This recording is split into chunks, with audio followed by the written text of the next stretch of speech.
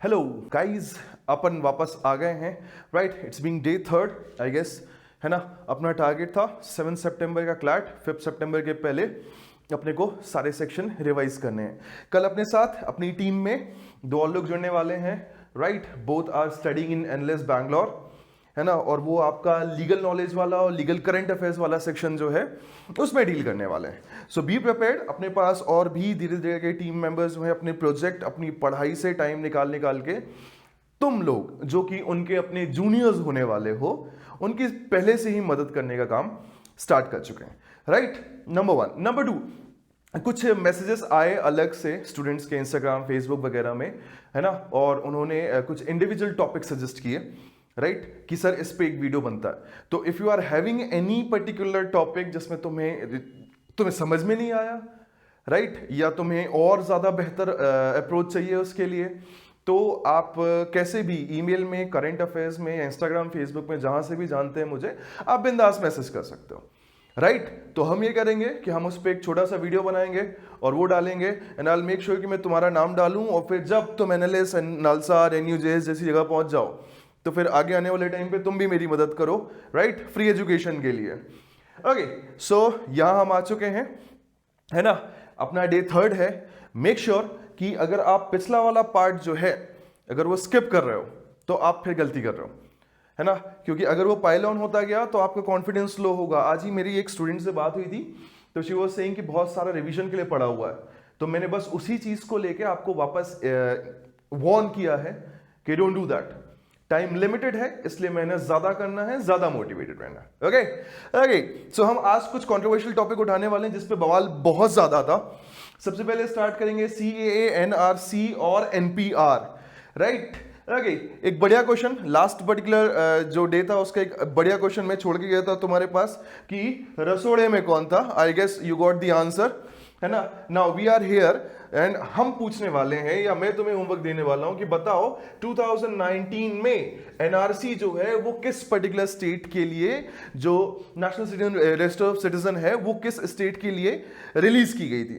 ये बढ़िया क्वेश्चन है, ये तुम रख लेना। नाउ सीएए, एनआरसी, एनपीआर में समझ लेते हैं। इमेजिन करो कि मैं क्लास में हूं, क्लास में 60 स्टूडेंट है। 60 स्टूडेंट में से 50 स्टूडेंट ऐसे हैं जो बाकायदे मेरी क्लास में एडमिशन ले चुके हैं, रजिस्ट्रेशन करा चुके हैं। 10 स्टूडेंट्स ऐसे हैं जो सिर्फ और सिर्फ मजे लेने के लिए, डेमोन्स्ट्रेशन लेने के लिए आए। राइट, तो यहां से हम सीएए, एनआरसी और एनपीआर को समझने की कोशिश करते हैं। राइट, सबसे पहले एनआरसी को समझते हैं, जो वो 50 स्टूडेंट है जिन्होंने अपना नाम लिखवाया है, फीस भरी है। राइट, ये एनआरसी का पार्ट है। सो ऐसे लोग जिनके पास वैलिड डॉक्यूमेंटेशन है and proper purpose of living है, और वो ये चीज इंडियन गवर्नमेंट को प्रूव कर चुके हैं, उनका नाम एनआरसी में आना है। एनपीआर ओवरऑल पॉपुलेशन किसी एक एरिया में रहने वाले के लोगों की, मतलब उस क्लास में अगर 60 लोग थे इंक्लूडिंग मी, तो उसकी जगह मैं एनपीआर निकालूंगा तो दैट इज 61। क्लियर हो रही है? राइट, ओके, हम ज्यादा एनआरसी और एनपीआर पे नहीं जाएंगे, ये छोटे छोटे बवाल हैं, मुझे नहीं लगता बहुत ज्यादा इंपॉर्टेंट बनेंगे। सीएए जरूर इंपॉर्टेंट बनेगा। जरा हम हिस्टोरिकल फैशन में देखते हैं, तो सिटीजनशिप का मतलब तुम्हें पक्का पता है। राइट, मैं कॉन्स्टिट्यूशनल पार्ट में नहीं जा रहा, मैं तुम्हें नहीं बता रहा कि आर्टिकल 5 से 11 क्या क्या कहते हैं, है ना। ये अपने लीगल वाले भाई साहब संभाल लेंगे, अपने पास आ रही है वो भाई, है ना। अपन बात करेंगे 1955 के सिटीजनशिप एक्ट की और 1950 के नेहरू लियाकत पैक्ट की।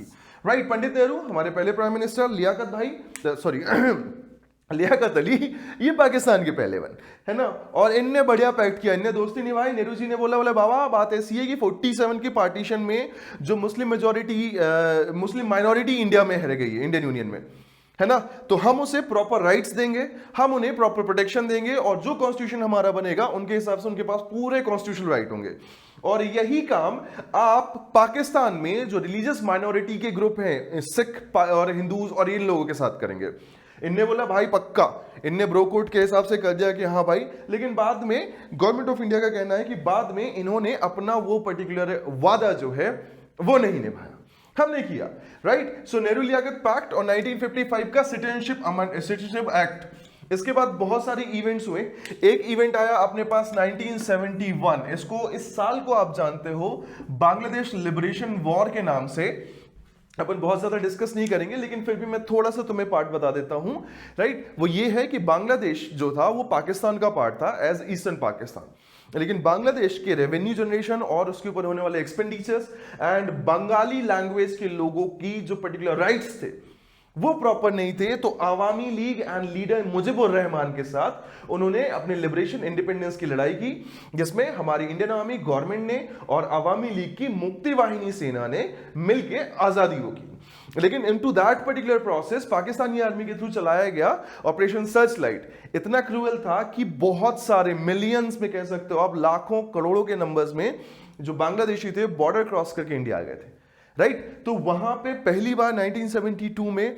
उनके प्रॉपर राइट, उनके प्रॉपर डिस्प्लेसमेंट कहां रहेंगे, इनकी बात चली किसके बीच में, इंदिरा गांधी एंड मुजीबुर रहमान के बीच में, ठीक। उसके बाद जब वो कल्चर, वो जब रिफ्यूजीज जो माइग्रेंट थे जब वो नॉर्थ ईस्टर्न एरियाज में डेवलप होने लगे, तब वहां पे जो लोकल कल्चरल ग्रुप्स थे उनके बीच में कॉन्फ्लिक्ट हुए, और उसमें सबसे बड़ा जो पर्टिकुलर इशू आया वो आया कब, 1985 असम अकॉर्ड में, है ना। 1985 असम अकॉर्ड होता है, राजीव गांधी ने उस टाइम पे आसामी कल्चर के प्रोटेक्शन की बात की और असम अकॉर्ड जो है असम के लोकल कल्चर के साथ साइन किया। उसके बाद धीरे धीरे के हम आगे बढ़ते रहे और 2019 सबसे पहले ये सिटीजनशिप अमेंडमेंट एक्ट जो था, जो बिल के फॉर्म में था CAB, वो सबसे पहले जनवरी 2019 में पेश किया गया, बट वो पास नहीं हो पाया, राइट। गवर्नमेंट के पास मेजॉरिटी नहीं था। फिर मोदी 2.0 में इन्होंने वो बिल वापस पास लिया और अब वो एक्ट के फॉर्म पे आ भी चुका है, पास हो भी चुका है। इनके हिसाब से जो हमारे पड़ोसी देश हैं जिसमें बांग्लादेश, अफगानिस्तान और पाकिस्तान आते हैं, उसमें जो रिलीजियसली ओप्रेस्ड माइनॉरिटीज हैं, राइट, जिसमें उन्होंने बोला हिंदू, सिख, क्रिश्चियंस, बौद्ध, जैन एंड पारसीज, ठीक है, इन सब को हम सिटीजनशिप देंगे इंडिया की, जो कि इस डेट दिसंबर 31, 2014 के पहले इंडिया में आ चुके हैं, राइट। पार्लियामेंट में क्वेश्चन क्या था, पार्लियामेंट में क्वेश्चन था भाई साहब article 14 of Indian constitution, right, religious equality, भले वो सिटीजन है या नहीं है, ठीक। उन्होंने बोला कि हम क्यों रिलीजन के बेसिस पे सिटीजनशिप देने की बात कर रहे हैं। सबसे पहले ऑपोजिशन ने ये पॉइंट उठाया। अपार्ट फ्रॉम दैट ऑपोजिशन ने कुछ और भी पॉइंट लिए, जैसे Tamils in Sri Lanka, right, and Ahmadiyyas in Pakistan. उनका कहना था कि ये भी सप्रेस्ड हैं, राइट, तो हम इन्हें क्यों नहीं इंक्लूड करते उस CAA में, ठीक। इसका बहुत सारे उसमें अलग अलग पॉइंट्स उठाए गए, रिलीजियस इक्वालिटी की बात की गई, कॉन्स्टिट्यूशन के वायलेशन की बात की गई, इन सारे पॉइंट की बात की गई, एंड अल्टीमेटली ये हुआ कि उनके एक एक करके आंसर गवर्नमेंट ने दिए, ठीक है। और उसमें सबसे अच्छा, अगर आपको सुनना ही है तो सुब्रमण्यम स्वामी को सुनिएगा। उन्होंने क्या धांसू तरीके से अपने सारे पॉइंट्स रख दिए और उन्होंने CAA की कॉन्स्टिट्यूशनल वैलिडिटी को भी बता दिया, है ना। अब जरा इन पॉइंट पे हम थोड़ा सा डिटेलिंग कर लेते हैं, क्योंकि टॉपिक इतना क्रिटिकल है कि मुझे ऐसा लगता है कि स्टार्टिंग फ्रॉम अक्टूबर जब से इसकी बात चालू हुई थी, इवन अगस्त जब NRC निकला था, याद करो उस स्टेट की बात हो रही है, तब से लेके और अभी तक उस CAA पे कंटिन्यू डिबेट चल रही है। कोरोना के कारण वो शाहीन बाग प्रोटेस्ट जो है, कोविड-19 के कारण वो भले ही वहां से हटाई गई, लेकिन उसकी बात होना बंद नहीं हुई है। तो हम थोड़ा डिटेलिंग करेंगे, right, and just prepared for this.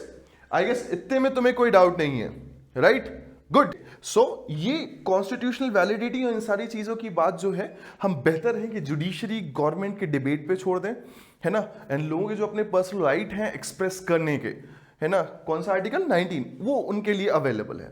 हम जरा बात करते हैं कि क्यों श्रीलंकन तमिल्स को रिफ्यूज कर दिया गवर्नमेंट ने, क्यों अहमदियाज फ्रॉम पाकिस्तान इनको रिफ्यूज कर दिया, और फिर कुछ ऐसी भी चीजें थी जो न्यूज में बहुत तेजी से आई, जो डेफिनेटली एक बढ़िया क्वेश्चन बन के आ सकते हैं, ऑब्जेक्टिव क्वेश्चन, है ना। सो अपन उनके बारे में जरा बात करते हैं। सबसे पहले गवर्नमेंट ने बोला है कि Tamils in Sri Lanka are not religiously oppressed. एक बहुत शानदार एडिटोरियल निकला था द हिंदू में, जिसमें उन्होंने कुछ स्पेसिफिक क्वेश्चन किए थे। मैं राइटर का नाम नहीं बताऊंगा क्योंकि वो शायद अपने लिए इंपॉर्टेंट नहीं है, राइट, और यहां पे बोलना भी सही नहीं है।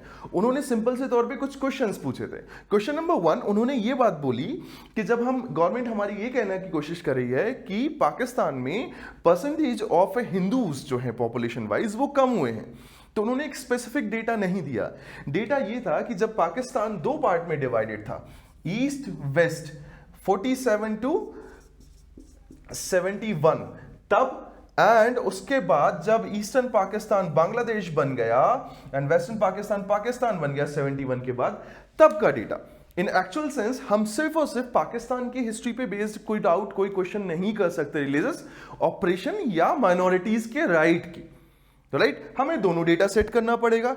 दूसरा, एक पर्टिकुलर जो विंग है वो ये कहने की कोशिश करती है कि माइनॉरिटीज स्पेशली हिंदूज जो हैं हमारे पड़ोसी देश जो कि मुस्लिम मेजॉरिटी हैं, जो नीबरिंग कंट्रीज में, वहां पे रिलीजियसली ऑप्रेस्ड, सप्रेस्ड हैं, उनके against mass volume massacre, genocide जैसी कंडीशन है, राइट लेकिन हम जब क्वेश्चन करना चालू करते हैं in terms of genocide and massacre, तो हमें पता चलता है कि in terms of numbers, right ये वाला जो पार्ट है ये बाकी सबसे बड़ा है, that is Tamil in Sri Lanka, right. उनको किस तरीके से डिफेंड किया जा रहा है कि हम तमिलियंस को वापस जो है श्रीलंका में भेज रहे हैं, जो भी वो जाफना नॉर्दर्न टेरिटरी से आए थे श्रीलंकन सिविल वॉर के टाइम पे and all those thing. Second part, Ahmadiyya Muslims जो हैं वो भी रिलीजियस माइनॉरिटीज का टर्म बनते हैं क्योंकि उनका एक स्पेसिफिक कल्चर है जो मेन स्ट्रीम इस्लामिक फॉलोइंग से अलग होता है। गवर्नमेंट का कहना है कि वो इस्लामिक सबऑर्डिनेट ही हैं, इसलिए हम उन्हें मेजॉरिटी माइनॉरिटी रिलीजियस ऑपरेशन के फॉर्म पे नहीं ले सकते। ठीक, ये से बहुत सारी बातें हुई, एक बहुत लंबी चौड़ी डिबेट हुई, right. One of the most talked topic है ये। और अब जरा फैक्ट फाइल में आते हैं, फिर कुछ और चीजें देख लेंगे, राइट। जैसे सबसे इंपॉर्टेंट यहां पे एनआरसी का वो स्टेट है और कौन से स्टेट के लिए प्रपोज्ड है, एनपीआर इसका, और क्या एनपीआर से एसोसिएटेड कोई आइडेंटिटी कार्ड है जो गवर्नमेंट जारी करती है, लास्ट एनपीआर कब हुआ था, अभी के टाइम पे उसकी क्या प्रोसेस है। When we are talking about NPR we must talk about the census also. Citizenship act आया कब, आर्टिकल्स कौन कौन से हैं, 71 क्या है, राइट। एंड इसके अलावा नेहरू लियाकत पैक्ट का टाइम हो या आर्टिकल 14 जिसको डायरेक्ट वायलेशन बताया जा रहा है उसकी कॉन्स्टिट्यूशनल वैलिडिटी के फॉर्म पे, वो डेट कब के पहले के लोग इंक्लूड होंगे, वो 6 माइनॉरिटीज जो रिलीजियस माइनॉरिटीज हैं, असम अकॉर्ड कब हुआ था।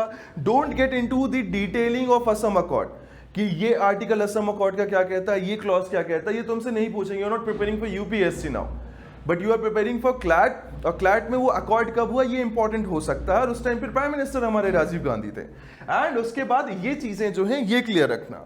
नाउ जब ये चीजें चालू हुई तो सीएए के अगेंस्ट शाहीन बाग में प्रोटेस्ट चालू हुई, राइट। दिल्ली का वो एरिया जहां पे हजारों में मुस्लिम कम्युनिटी जो थे सीएए के अगेंस्ट प्रोटेस्ट कर रहे थे, सीएबी जो सीएए हो चुका है, राइट उसके अगेंस्ट। और पैरेलली नॉर्थ ईस्टर्न जो रीजन है जहां पे माइग्रेंट्स और बाहर से आए हुए लोग हैं, राइट वो लोगों को सिटीजनशिप मिल जाएगी, इसलिए नॉर्थ ईस्ट में भी क्या हो रहा है, डिस्टर्बेंस हो रहा है, राइट। पैरेलली एक नाम सामने आता है दैट इज शारजील इमाम, राइट। इनके ऊपर सिडेशन का केस लगा, इनके ऊपर देशद्रोह का केस लगा, राइट। वो कैसा वैलिड है कैसा नहीं है ये अपन लीगल करंट अफेयर्स में देखेंगे, राइट। वो अपने को यहां पे डिस्कस नहीं करना, बट ये पूरे नाम आपको याद रखने हैं। फिर इसके पैरेलल जब 370 और सीएए आया था उसके बाद नॉर्थ ईस्टर्न कॉन्क्लेव में हमारे होम मिनिस्टर अमित शाह पहुंचे थे और उन्होंने वहां पे ये बात की थी कि नॉर्थ ईस्टर्न जो पर्टिकुलर लोग हैं, जो उनके वहां पे राइट्स हैं, जो वहां पे कल्चर हैं, राइट ये किसी भी कंडीशन में उनके कल्चर के साथ कोई भी कॉम्प्रोमाइज नहीं करेंगे। Even he said that 370 article of Indian constitution was a temporary provision. 371 which gives some special क्या कहना चाहिए treatment to some state, like 10 states हैं, 10 और 11, राइट। तो वो एक परमानेंट प्रोविजन है जिसमें चेंजेस हो सकते हैं लेकिन उसे हटाया नहीं जा सकता, राइट। तो उन्होंने ये सारी बातें की। उसके बाद उन्होंने अपने पर्टिकुलर एक उसमें इंटरव्यू में ये बात भी बोली कि जो लोग सीएए के अगेंस्ट और एनआरसी एनपीआर इन सब के अगेंस्ट प्रोटेस्ट कर रहे हैं या उसको गलत बता रहे हैं, वो ये भूल जाते हैं कि सिटीजनशिप अमेंडमेंट एक्ट 2019, राइट ये किसी की सिटीजनशिप सीज करने छीनने का एक्ट नहीं है, बल्कि लोगों को सिटीजनशिप देने का एक्ट है। तो इसमें जो हमारी इंडिया की पॉपुलेशन है जो सदियों से यहीं रह रही है, यहीं जमीनें हैं, यहीं नौकरियां की हैं, यहीं पे दुकानें हैं, यहां पे लोग मिलने जुलने वाले हैं, इन सब को CAA से कोई खतरा नहीं है, चाहे वो किसी भी रिलीजियस ग्रुप को, कम्युनिटी को बिलोंग करते हों, right. The next question was asked was nation wide NRC, जिसमें उन्होंने वो क्रोनोलॉजी वाला डायलॉग दिया था कि आप क्रोनोलॉजी समझिए, राइट। हम यहाँ पे थोड़ा सा टेक्निकल पार्ट में जाते हैं, तो इवन द सिंगल स्टेट जिसकी बात अपन होमवर्क में दे चुका हूं मैं तुम्हें, उस सिंगल स्टेट में भी एटलीस्ट 1600 से लेके 1900 1600 टू 1900 करोड़ का खर्चा जो है वो बताया गया कि एक स्टेट की एनआरसी थी। तो अगर अपन नेशन वाइड एनआरसी पे जाना चाहेंगे, that clearly means कि it is a costly affair and will take lots of manpower। तो अभी के टाइम पे वो चीज थोड़ी सी क्या है, डिले है ना। सो उन्होंने वो सारी चीजें रख दी एंड एनआरसी के लिए बोला कि जो लोग एनआरसी के अगेंस्ट लड़ाई कर रहे हैं, एनआरसी के अगेंस्ट प्रोटेस्ट कर रहे हैं, वो तो हमें पहले ड्राफ्ट दे दें कि उनके पास एनआरसी का क्या प्रावधान मिला हुआ है, राइट। पैरेलली कंसंट्रेशन कैंप की बात हुई, राइट। कंसंट्रेशन कैंप मतलब जो एनआरसी से, जो स्टेट से 19 लाख लोग एनआरसी की लिस्ट से बाहर हो गए थे, उनको जिन कैंप्स में रखा गया, वहां पे क्या कंसंट्रेशन कैंप है या वहां पे अलग से उनको दूसरी सुविधाएं दी जाती थी। तो तुम्हें सुप्रीम कोर्ट का वो ऑर्डर भी याद रखने की जरूरत है, जब उन्होंने बोला था कि अगर किसी मां का नाम एनआरसी में नहीं है तो उसको उसके बच्चे से अलग नहीं रखा जा सकता। जैसे बहुत सारी चीजें थी जो इन्हीं सारी चीजों के नेट में आती हैं। तो मेक श्योर हर एक ये पॉइंट जो ऑब्जेक्टिव तुम्हें मिल रहा है वो पूरा रखेंगे। Now for the next particular lectures जो हम ये डिस्कस करेंगे वीडियोस में, मैं CAA NRC NPR की बात बिल्कुल नहीं करूंगा, क्योंकि मेरा ऐसा मानना है कि हमने ओवरऑल पूरा टॉपिक कंपाइल करके एक जगह पे रख दिया, right. So let's move to next topic. If you have any doubt, right, अपने को पता है कैसे पूछना है, और अभी कोई डाउट हो तो अपने लिए बस इतना है कि उसमें मैसेज कर देना। फिलहाल के लिए गुड जीनियस।